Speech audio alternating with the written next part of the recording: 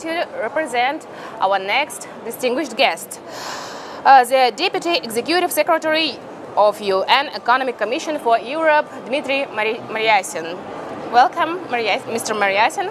So the first question, can you share your impression about this, our forum? Well, first of all, thank you to the government of Kazakhstan for inviting UNEC to be here, and I'm very, very pleased to be back to Astana after a few years. The forum is impressive, what can I say? It's well done organizationally, a really representative set of speakers, participants. I was interested in very in yesterday's of talking about the crisis of multilateral, importance of dialogue on many levels, and I think this forum is making a big contribution to that. Thank you. And the next one, on the second meeting of Central Asian and European Union heads, our President Kassym-Jomart Tokayev urged to establish as a UN-led CDGA Center for Central Asia and and Afghanistan. So what can you say about this? We are aware of this very interesting initiative by the government of Kazakhstan. And I want to start by thanking Kazakhstan for being such a staunch supporter of the United Nations and the global and regional work on sustainable development goals. Both regional commissions that cover Kazakhstan, the UN Regional Commission for Europe, and which I represent, and the Regional Commission for the Asia and the Pacific, have been in talks with the government about this idea. And should the UN Secretary General take a decision to establish such a center in partnership with the government, we will be very pleased to support it. Okay, another one, I want to ask about the geopolitical confrontations. So now they are turning into economical confrontations, right? And it reflects on the life or well-being of population. So what we should do? Well, first of all, let me start by highlighting that Kazakhstan has been tackling the situation of the current geopolitical tensions as a country really committed to neutrality and impartiality, in line with the values that we share.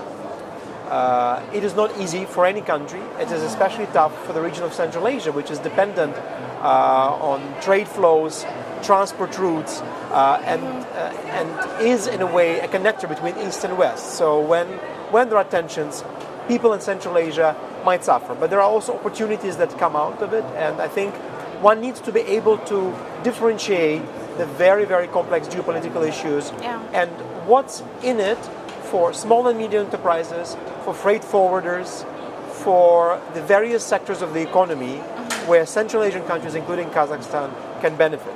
So that's on the one hand. On the other hand, one needs to be very clear that any decisions that are taken globally need to be taken with long-term sustainable development perspective in mind.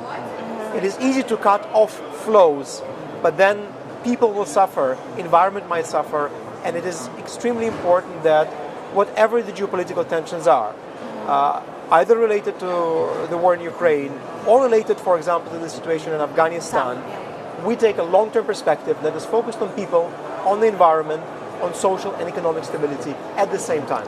Yeah, true. And now Kazakhstan, like geographical location, giving us the opportunities in the same time during this situation.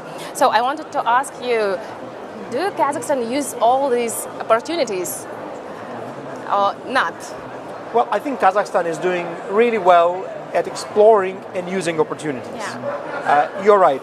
Kazakhstan is at the crossroads, literally, geographically at the crossroads. And for example, the ambitious plans to launch a third railway crossing with China, which I had a chance to discuss with the government of Kazakhstan earlier today, is a good example of smart, future-oriented investment. Of course, the work on several routes of the middle corridor, including the corridor that passes via Kazakhstan and via the Caspian to Azerbaijan, which is being developed in parallel to other important routes of the middle corridor, is a great example of real investment of a commitment of several countries in the region to taking the full benefits of unique position of Central Asia. But building roads is not enough. Yeah.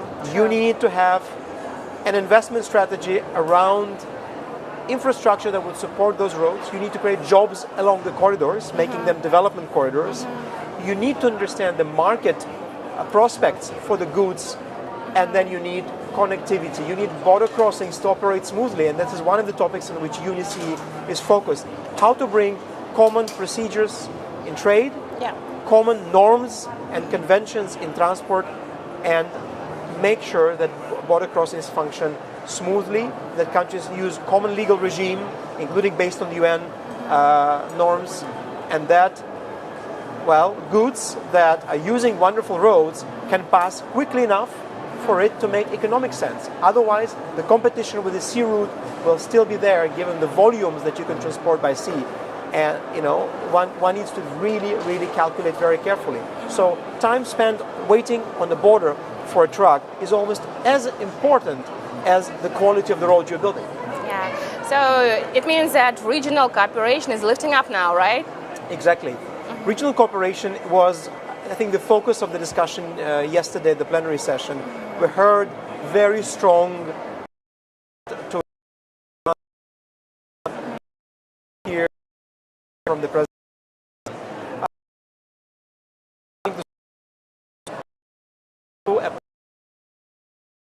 Central Asia,